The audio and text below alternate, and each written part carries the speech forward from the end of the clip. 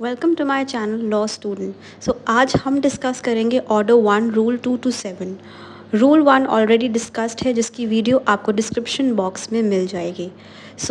Do watch all my videos and please like करें and subscribe करें to my channel if you find the information useful. So let's start. Rule 2 कहता है power of court to order separate trial. So when it appears to the court कि कोई भी joinder of plaintiff embarrass और delay करेगा trial को, court may put the plaintiffs to election or order separate trials or make such order as may be expedient. Let's try to understand this. ये जो rule है ये एक discretionary power देता है कोर्ट को। कोर्ट क्या ऑर्डर कर सकता है? Separate trials.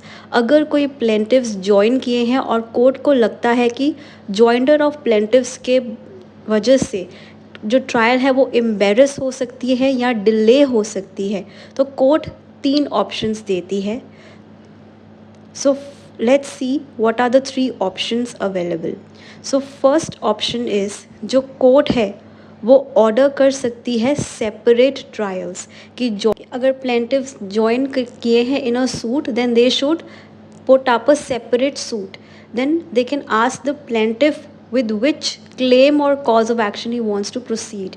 सो प्लेंटिफ को पूछा जाएगा कौन सा जो कॉज ऑफ एक्शन है जिसके साथ वो प्रोसीड करना चाहता है। लास्ट है एनी अदर ऑर्डर जो कोर्ट को लगता है एक्सपीडियंट है, ज़रूरी है, कोर्ट वो ऑर्डर जो है वो पास कर सकता है।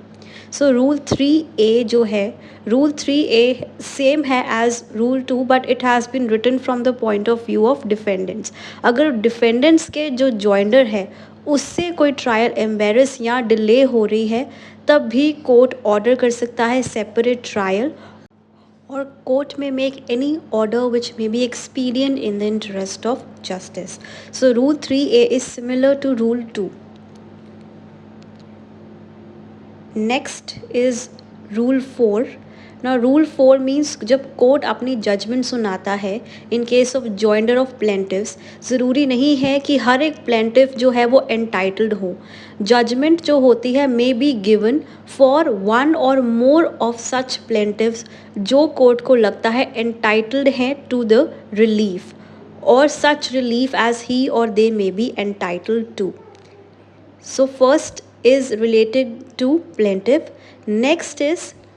नेक्स्ट इज़ अगर डिफेंडेंट्स जो है वो एक ही सूट में ज्वाइन है, तो कोर्ट जो है विल बी फाइंड कि कौन कौन से डिफेंडेंट्स लाइबल हैं, तो जजमेंट जो है वो पास हो सकती है against such one or more defendants as they may be found to be liable, that is as per their respective liabilities.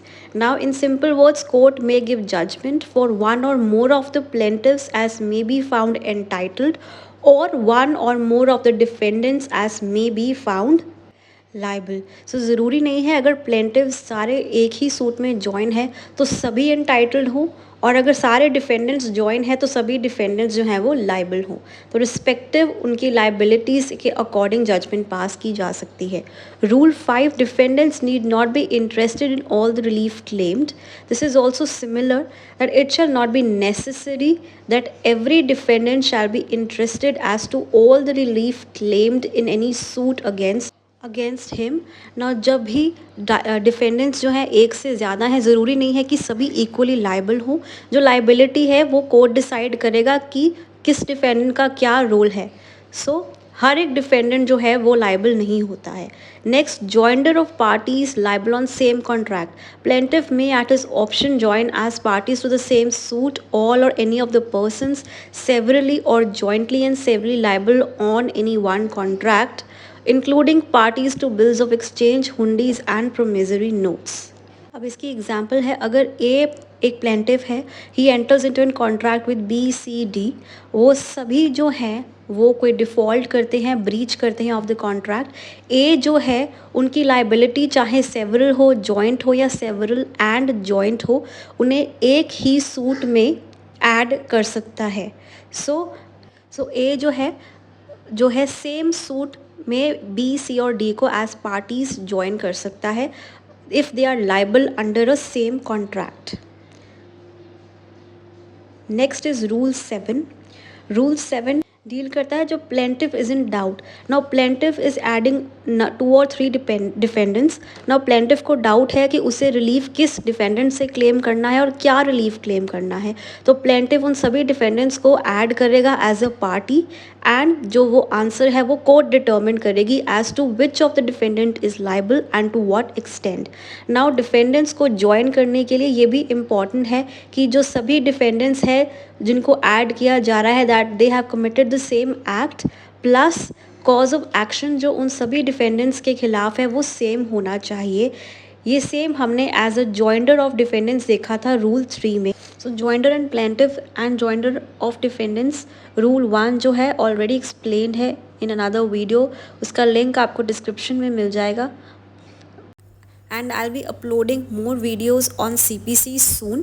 So please like करें and subscribe to my channel and also check out other videos on my channel.